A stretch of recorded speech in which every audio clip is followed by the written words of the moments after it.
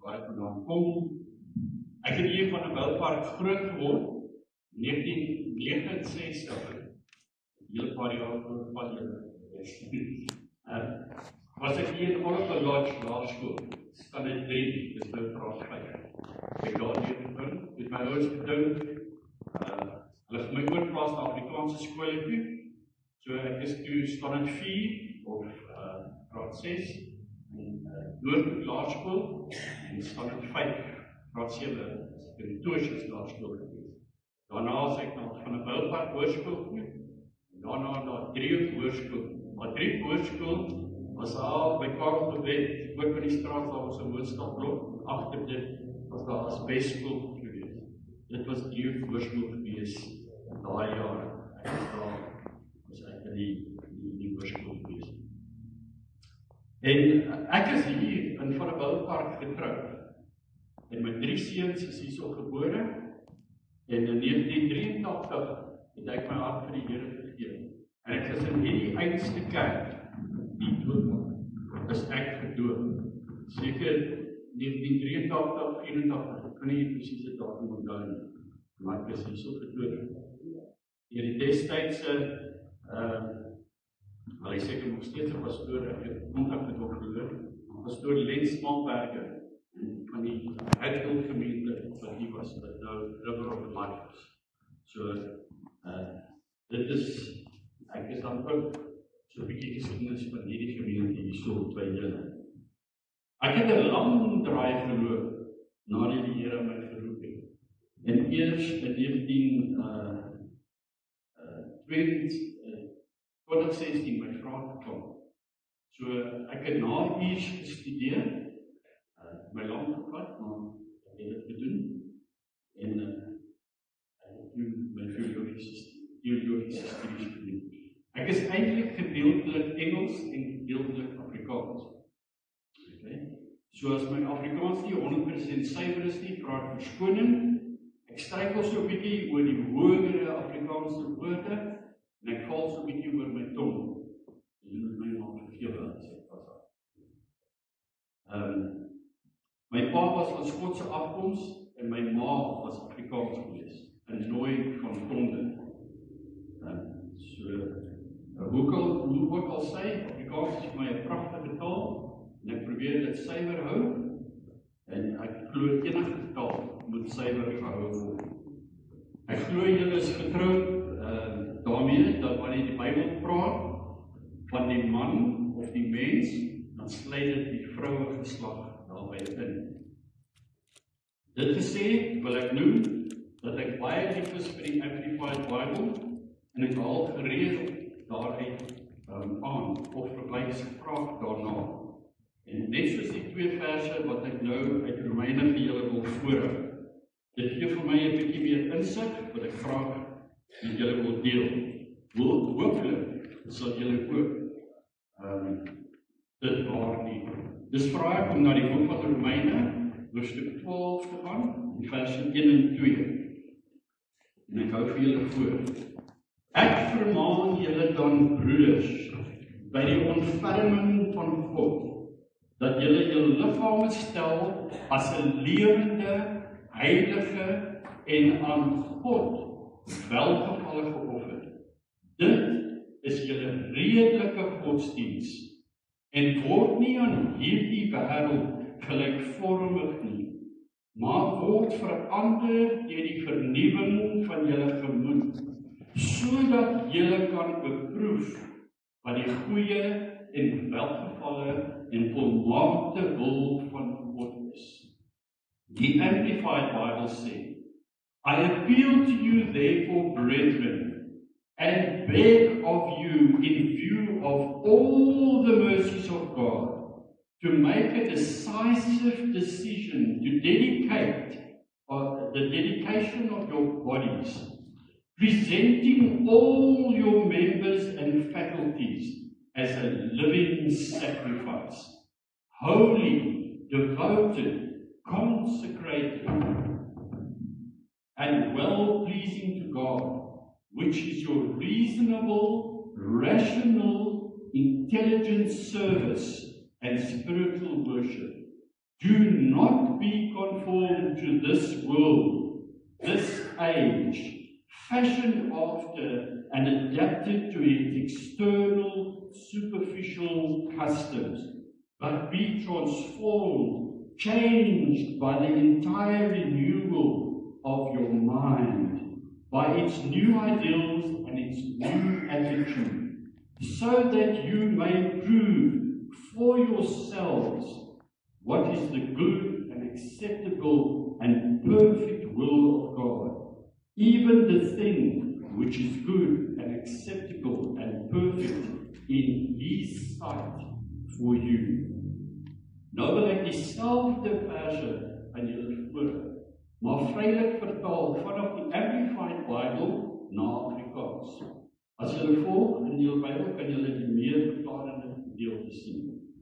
Ek vermaan julle dan broeders, en smeek julle met die oog op al die ontferminge van God, om 'n beslissende toewyding van julle liggame te maak, om al julle lede en vermoëns aan te bied, as 'n lewende offerande, heilig, toegewyd en oorgegee en welgevallig vir God, wat julle redelike, rasionele aanbidding en intelligensie is. Moenie aan hierdie wêreld gelykvorm wees nie, gevorm en aangepas by sy uiterlike, oppervlakkige gebruike, maar word verander, word vernuwe deur die volledige vernuwing van julle denke, deur sy nuwe ideale en nuwe gesindheid, sodat julle vir julleself kan bewys wat die goeie en aanvaarbare en volmaakte wil van God is. Selfs die ding wat goed en aanneemlik en volmaak is in sy oë vir julle. Dit is nou 'n hele mondvol en baie om aan te kry. Daar is 'n hele paar preke wat in hierdie 2 verse kom. Maar ons het nie maar net daar. Lees saam met my Matteus 13 vers 14 en 15. Jesus sê daar: En aan hulle word die profesie van Jesaja vervul wat sê: Met die gehoor sal julle hoor en glad nie verstaan nie, en julle sal kyk en glad nie sien nie, want die hart van die volk het stomp geword, en met die ore het hulle beswaarlik gehoor, en hulle oë het hulle toegesluit, sodat hulle nie miskien met die oë sou sien, en met die ore hoor, en met die hart verstaan, en hulle bekeer, en ek hulle genees nie. Dieselfde tipe boodskap word in Hebreërs 5 vers 11 weergegee, waar die skrywer van die priesterskap van Christus sê: waaroor ons veel te sê het, wat swaar is om te verklaar, omdat julle traag geword het om te hoor. Ons lees ook Prediker 10 vers 10, as die yster stomp geword het, en 'n mens die snykant nie geslyp het nie, moet hy die kragte meer inspann, maar wysheid is voordelig om iets te laat beantwoord. Graag neem ek julle dan na Konings 6, en ek lees vir julle vanaf vers 1 tot en met vers 7. En die profete seuns het vir Elisa gesê: kyk tog, die plek waar ons voor U woon, is vir ons te nou. Laat ons tog na die Jordaan gaan, en elkeen daarvandaan 'n bulk gaan haal, dat ons daar vir ons 'n plek kan maak om daar te woon. En hy het gesê: gaan. Maar een sê: gaan tog saam met die dienaars. En hy antwoord: ek sal gaan. En hy het saam met hulle gegaan. En toe hulle by die Jordaan kom, het hulle bome omgekap. Maar terwyl een die balk kap, val die yster in die water. En hy roep uit en sê: ag, my Heer, Dit is nogal geleen. En die man van God vra, waar het dit geval? En toe hy om die plek wys, het hy 'n stok afgesny en dit daarheen gegooi en die yster bo laat dryf. En hy sê, haal dit nou maar uit. En hy het sy hand uitgesteek en dit geneem. Kom ons kyk na die meerderheid van die verhaal. Soos ons sien in die skrif, was dit nodig dat die skool van die profete vergroot en 'n groter gebou bou. Neembaar dat elkeen 'n deel gehad het om te doen waarmee God besig is of was. Dit sê elkeen daarvandaan 'n balk gaan haal, dat ons daar vir ons 'n plek kan maak om daar te woon. God gebruik hierdie analogie om 'n baie belangrike waarheid te illustreer. Ons het nodig om die volgende vraag aan onsself te stel. Het jy jou sin vir vervulling of momentum in jou lewe verloor?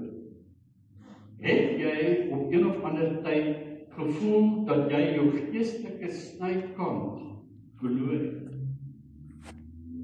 Dit is God se wil dat ons geestelik skerp moet bly. Indien jy jou geestelike snykant verloor, verloor jy ook jou effektiwiteit. Miskien voel jy so vandag, alhoewel jy ywerige fokus aanwend, maak jy baie min vordering in jou geestelike lewe. God wil hê dat jy moet vorentoe gaan. Hy wil hê dat jy moet vooruit gaan en nie in jou geestelike lewe stagneer. Het jy al ooit op YouTube hierdie video's gesien waar die groot sterk manne sulke arms dikker is as my boobeen? Hierdie stompe, hulle sit hierdie stompe ons dan vat hulle 'n byl, dan kap hulle die byl, of hulle vat 'n saag en hulle saag hierdie stompe. En dan kyk hulle wie die vinnigste kan doen. Maar ek kom van 'n bosbougebied af, ek het so 8 jaar daar in 'n bosbougebied gebly. Net het al gewonder hoe hulle al hierdie bome afhaal. Oor krassaak, ou nuwe tegnologie ontwikkel, waar hulle met trekker vir ding inry, sit nou hierdie ding om 'n boom, sien jy die kop beweeg op en af, en dan waai die takke, en dan sny hulle nog die boom af. Wat het die mense gedoen? Wat het die destydse bosbouers gedoen om daai saak skerp te maak? Nou ek, soos ek sê, in die bosbougebied verbly, ek het by saagmele gewerk, en ek was 'n vakman geweest, en reg langs ons was daar wat ons genoem het die saagwerkswinkel. En van oral in die fabriek het hulle die saaglemme gebring na die saagwerkswinkel toe om weer skerp gemaak en gesorg te word. En dan, nadat hy skerp gemaak is, dan buig hulle daai lemme se tande, een na die regterkant en een na die linkerkant. Moet presies word. Anders is daar 'n effek wat hy het. En dan sny hy of groter, of hy trek meer krag, so dit moet presies gedoen word. Maar voordat die saag uitgaan uit die saagwerkswinkel, dan moet hy getemper word. So die grade moet presies reg wees, en as een verkeerd is, dan word alles geaffekteer. Daar was 3 groot treksae gewees. Die Engelsman sê deal saws, en elkeen het met 8 lemme gewerk. So elke oggend dan het hulle nou hierdie lemme vasgemaak, vasgetrek, en dan het hulle nou gewerk tot en met middagete, dan het hulle nou die masjiene afgesit, die lemme uitgehaal, geruil met nuwe skerp lemme, en dan namiddagete, dan werk hulle weer tot 5 uur die middag, en dan word daai lemme weer uitgehaal, en die wat dan vanoggend of vanmiddag uitgehaal was, weer teruggesit, nadat hulle skerp gemaak is en gesorg is en so. So gedurende my tyd by die Saagmeule het ek ook 'n tydsbestuurkursus bygewoon, ook bekend as tydstudie. En daar het ons geleer om na tegnieke te kyk en hoe om dit te gebruik. En dit het my laat dink, wat het die manne met die bome, wat die bome afgekap het, wat het hulle gedoen om hulle gereedskap skoon en skerp te hou? Toe onthou ek van 'n ou saagdokter. 'n Saagdokter is nou die man met al die kennis wat baie saag, sy lemmer skerp maak en temper en regbuig. So jy sal dink jy kan nie saag by wie man. Hy, 'n ou saagdokter, het my wel vir ons was so goed geweest. Hy het vir ons vertel dat hy kan sien wie na sy gereedskap omsien, soos sy pyl of sy saag. Hy het ons vertel dat hy 'n persoon gekry het, wel 2, 3, maar hulle het in die bos, destyds toe nog die boom gekap het. En die man gegaan en dan kap hy nou sy eerste boom. En as die boom val, dan haal hy sy vyl uit en hy haal sy lakkie uit en sy parafin en dan maak hy daai vyl se lems skoon. En dan vyl hy daai lem sodat hy hom weer kan skerp kry, sodat hy hom weer kan gebruik. En met elke boom wat geval het hy presies dieselfde gedoen. Hy het bo op daai boom gaan sit. Dan het hy eers sy lem skoon gemaak, skerp gemaak, en dan het hy aangegaan na die volgende boom. En die tyd wat hy klaar was om daai lem skerp te maak, skoon te maak en skerp te maak, was hy uitgerus geweest om sy volgende boom aan te val. Die ander ouens, hulle het nie saak gehad. Hulle wou net die werk gedoen kry. Hulle het net na hulle lem opgesien of skerp gemaak. Hulle het net die boom laat val en na die volgende boom te aanbeweeg. Teen die einde van die dag was hulle meer uitgeput as die man wat sy lem skerp gemaak en versorg het. Stellig het die man wat sy pyl gewen na elke boom skerp gemaak het, meer gedoen as die wat nie het. Die wat nie die lem skerp gemaak het nie, moes meer energie gebruik om die bome af te kap. Teen die aand moes hulle meer tyd spandeer om daai snykant weer skerp te kry en versorg te kry. Hier sien ons dat die Prediker dit reeds aan ons gestel het in Prediker 10 vers 10. As die yster stomp geword het en 'n mens die snykant nie geslyp het nie, moet hy die kragte meer inspann. Maar wysheid is voordelig om iets te laat beantwoord. Ons is in die proses om te bepaal hoe ons die snykant kan herwin. En soos ons dit beskou, is dit belangrik om die dinge te oorweeg wat kan aandui hoe ons geestelik gedemp word. Die eerste karaktereienskap vind ons in iemand wat hulle snykant verloor het, is die stem van die Heilige Gees wat nie herken word nie. Daai indruk wat die Heilige Gees op 'n mens se hart maak, waardeur hy jou lei, is nie meer duidelik nie. In Matteus 13, vers 14 tot 15 wat ons gelees het, praat Jesus daarvan in 'n mooi, eenvoudige manier. En aan hulle word die profesie van Jesaja vervul wat sê, met die gehoor sal julle hoor en glad nie verstaan nie. En julle sal kyk en glad nie sien. Want die hart van hierdie volk het stomp geword. En met die ore het hulle beswaarlik gehoor. En met hulle oë het hulle toegesluit. Sodat hulle nie miskien met die oë sou sien en met die ore hoor en met die hart verstaan en hulle bekeer en ek hulle genees nie. En dieselfde aangeleentheid vind ons ook in Hebreërs 5 vers 11, waar die skrywer van die priesterskap van Christus sê, waaroor ons veel te sê het, wat swaar is om te verklaar, omdat julle traag geword het om te hoor. Die vraag is, het ons die snykant verloor? Het ons die sensitiwiteit van die Here se stem verloor? Om te hoor met die fisiese ore, maar om nie met die hart te verstaan nie. Om met die fisiese oor te sien, maar nie waar te neem wat God doen nie. Jesus het gesê, dit gebeur wanneer die hart verdof. Wanneer iemand die snykant geestelik verloor, is die resultaat dat ons die sensitiwiteit vir die stem van God verloor. Die tweede kenmerk van iemand wat hulle geestelike snykant verloor het, is dat hulle hul bruikbaarheid as instrument in God se hand verloor het.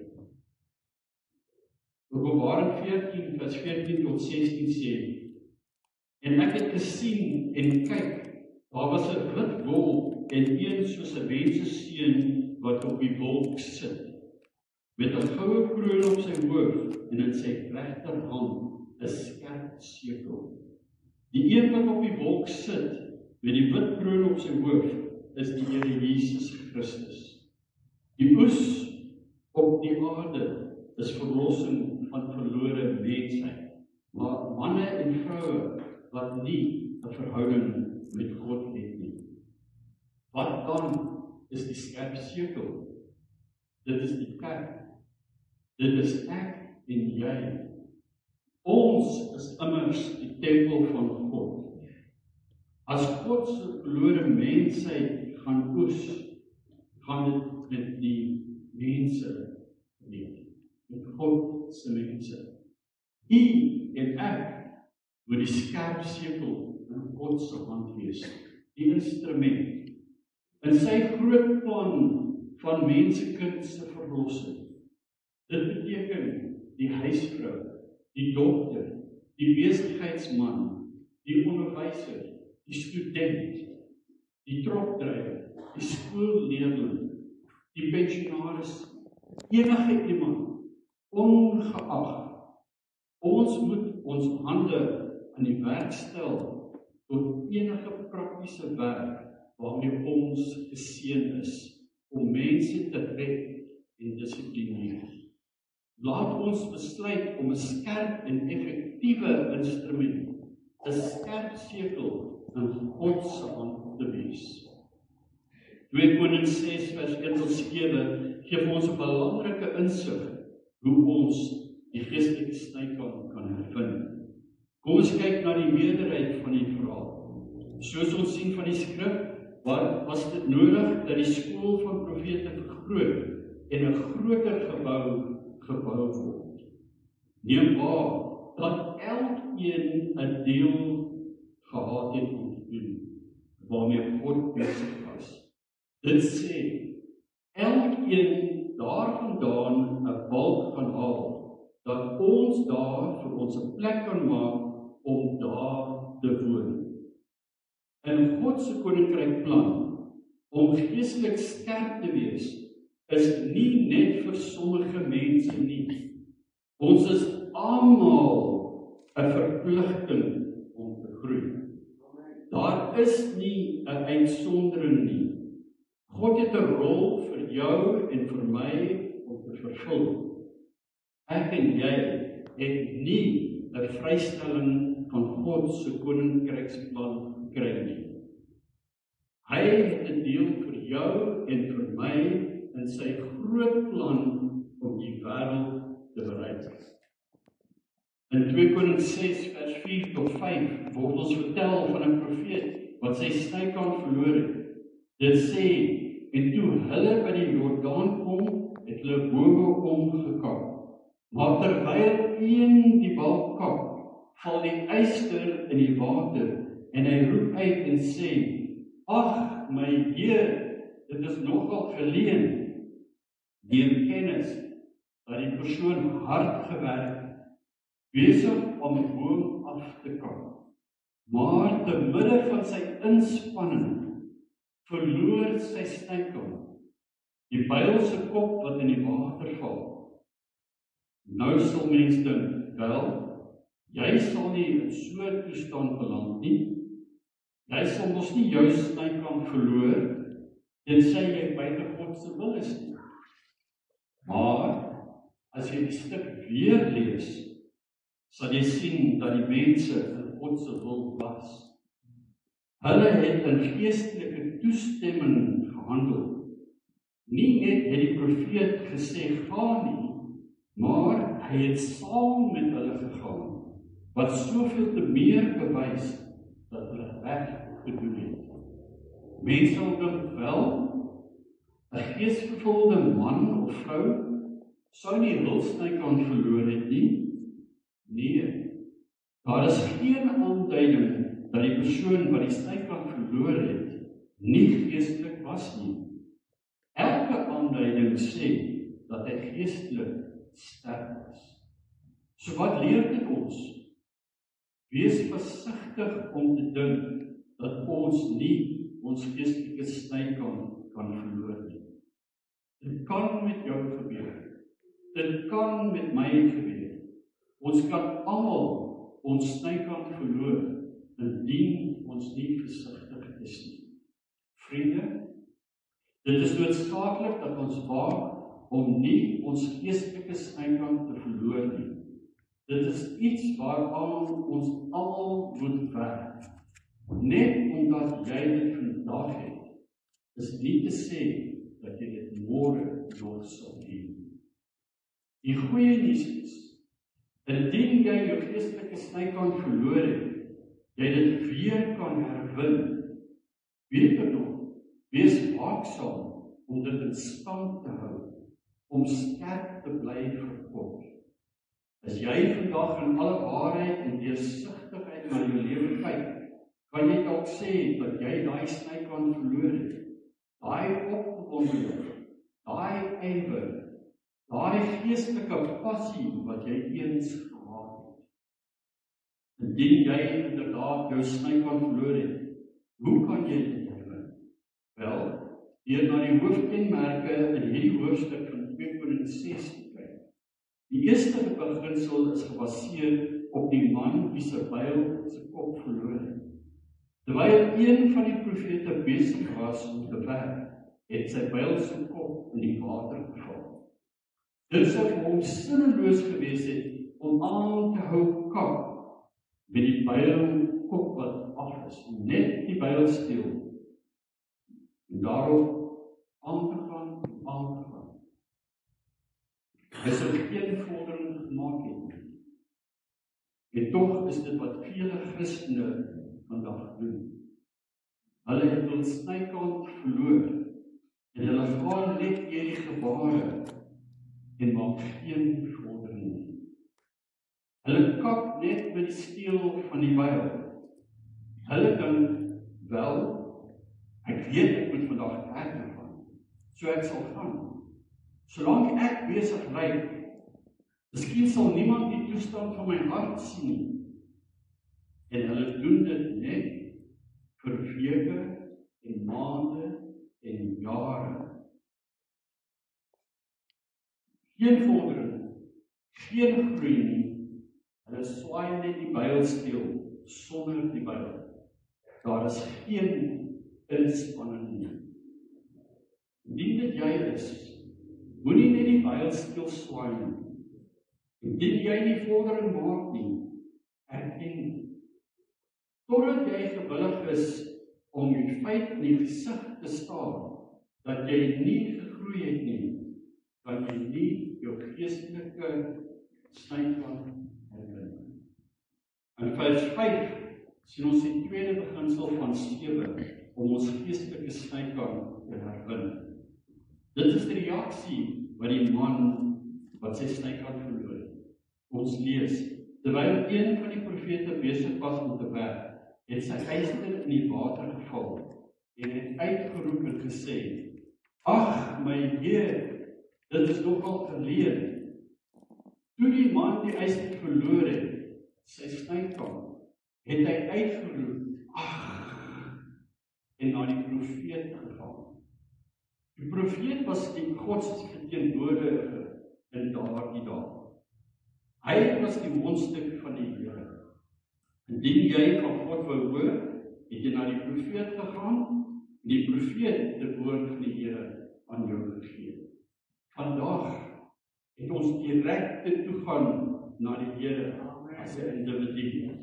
Ons kan direk na die Here Jesus Christus gaan, wie ons meester is. En dit is die tweede beginsel om ons snykant te herwin.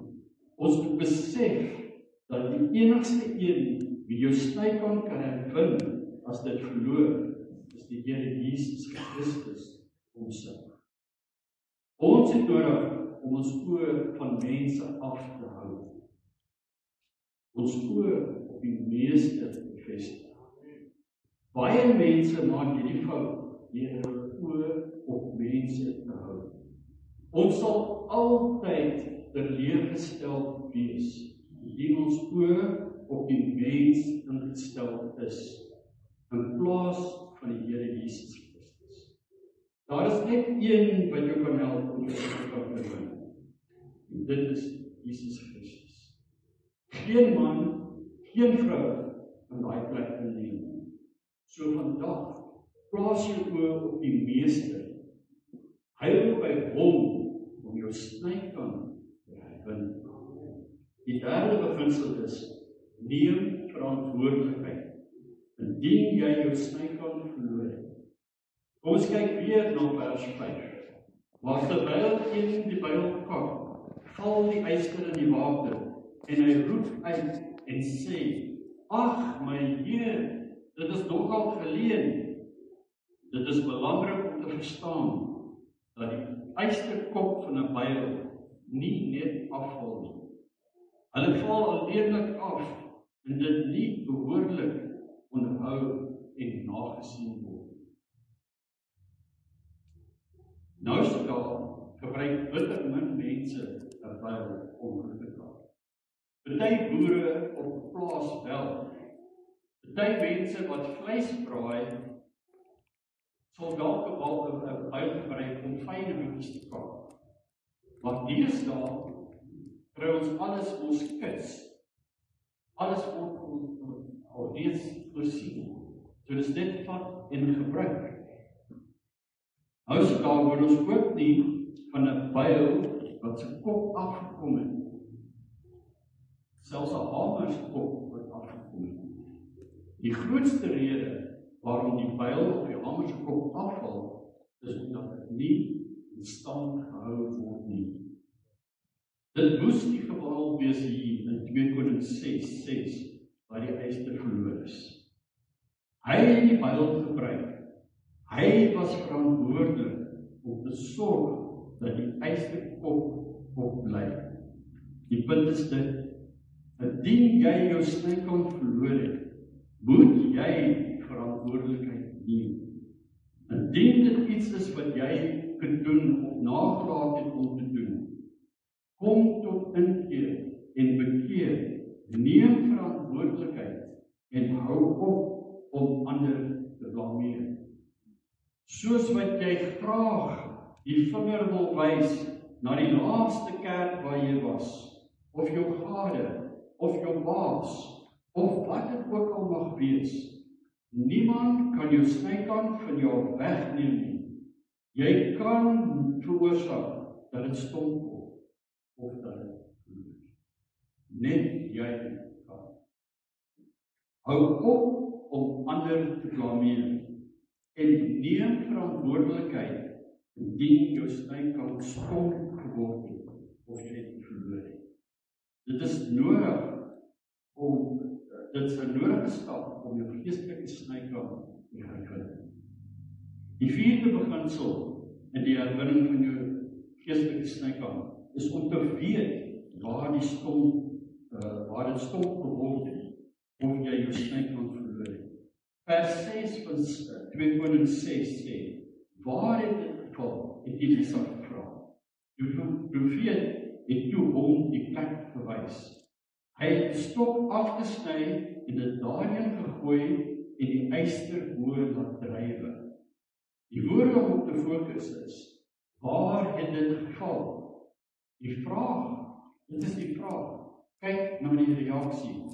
Die profeet het hom gewys. Dit is die sleutel. Tensy jy teruggaan na die plek waar jy jou stok geword het, of waar jy dit verloor het, kan dit nie herwin word nie. En tensy jy bereid is om daarmee te deel, wat ook al die geleentheid is of was, wat veroorsaak dat jy jou geestelike snykant verloor het, sal jy dit nooit herwin nie. Het jy opgelet dat die man presies geweet het waar hy dit verloor het? Indien jy eerlik is, kan jy ook direk na die plek en tyd wys waar jy dit verloor het, of begin het om dit te verloor. Jou geestelike snykant. Miskien is dit toe jy ontstig is oor iets wat iemand gesê of gedoen het. Of dalk was dit toe jy te veel televisie begin kyk het. Of toe jy al hoe meer tyd met 'n sekere persoon spandeer het. Dalk, wanneer gevra word, waar het dit geval, kan jy dalk nie na die presiese plek wys nie. Neem dan 'n bietjie tyd om sielgemeenskap te hê met jou eie hart en wees stil. Dit sal nie lank wees nie, tot jy jou antwoord kry. Dit is noodsaaklik.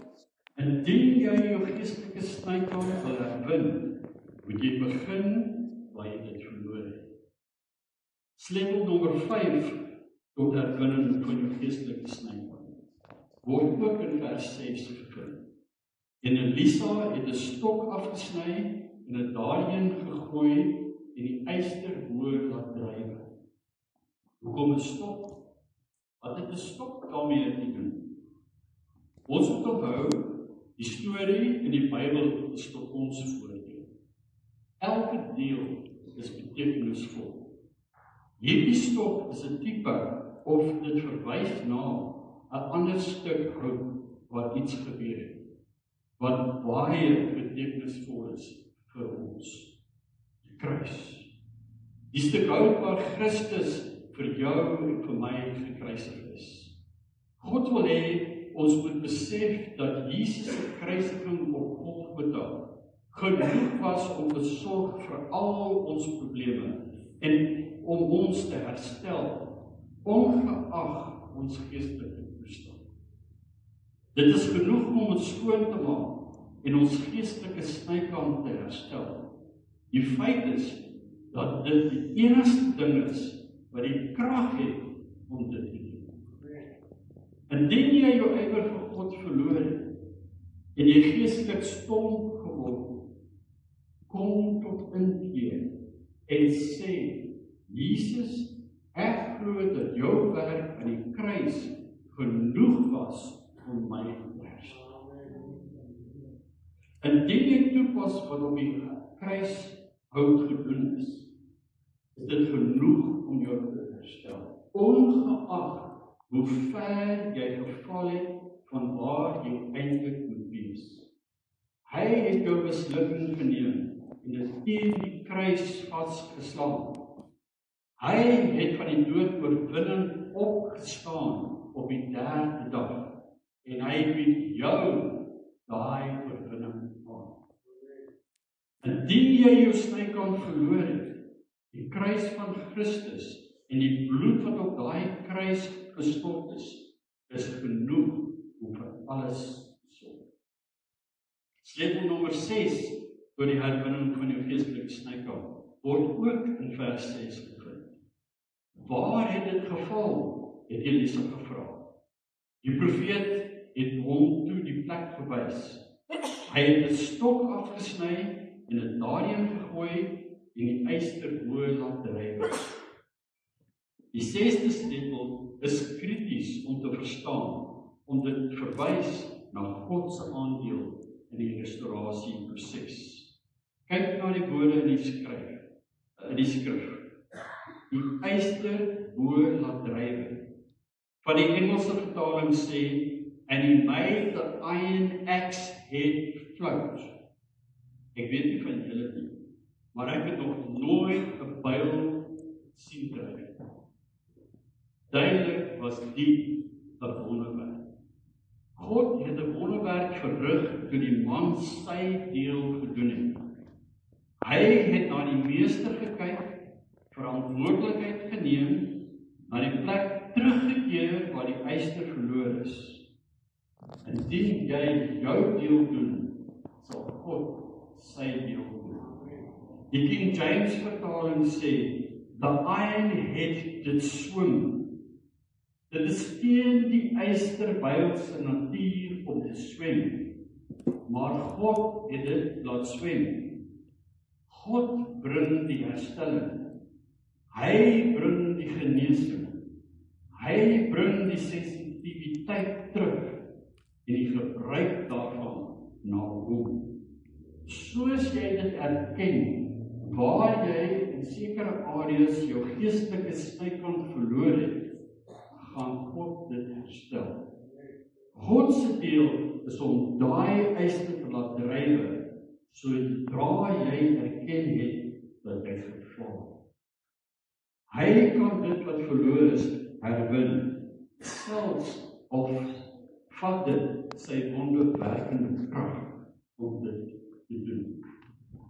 Die 7de sleutel vir die herwinning van die geestelike snykant word in vers 7 gevind. Dit sê, en hy sê, haal dit nou maar uit, en hy het sy hand uitgesteek en dit geneem. Die 6de sleutel was net iets wat God kon doen, en dit was om die yster te laat dryf of swem. Dit is om die snykant te herwin. Nou sien ons wat ons moet doen in reaksie daarop. Ons moet neem wat God aanbied. Tensy ons dit neem wat God aanbied, sal ons individuele geestelike snykant nooit herstel word nie. Miskien, soos ons dit beskou het, hoe om ons geestelike snykant te herwin, het God met jou gepraat. Kan dit wees dat ek en jy nie is waar ons moet wees in ons verhouding met God nie? Indien dit nie, is dit nie dat ons sensitiwiteit verloor het? Kan dit wees dat jou snykant stomp geword het, of dat jy dit verloor het? Daai sensitiwiteit wat hoor as God met ons praat. Dit is die punt, om ons hand uit te steek en te neem wat God doen, om die snykant te herstel. Neem die tyd vandag om jou hart te ondersoek. Indien jy jou snykant stomp geword het, of jy dit verloor het, hou op om met 'n leë bylsteel te swaai en net deur die emosies of die gebare te gaan. Wees eerlik en erken dat jy jou snykant verloor het. Bepaal waar dit geval het. Kyk na die meester. Luister na sy stem. Neem verantwoordelikheid. Weet dat die kruis van Christus heeltemal voldoende is om jou te herstel. En neem dit wat God besig is om te doen, om jou snykant te herstel. God kan daai wonderwerk in jou lewe tot stand bring, as jy net jou deel doen. Die pad na jou doel is Jesus. Hy is die weg. Wees teenwoordig in die hede. Die naam of woord teenwoordig dui daarop dat dit 'n geskenk is. Jy gaan net een keer lewe. Moenie dit misloop deur daarby of verby dit te leef nie. Vertrou op hom. Rus in hom. Hy sal jou lei. God lei jou. Ons hemelse Vader, ons dankie vir die woord vandag. Vader, mag ons nabetraking hou en erken waar ons tekortkominge is. Help ons om dit reg te stel. Help ons om weer sensitief te wees na die stem van die Heilige Gees te luister en te doen wat gevra word.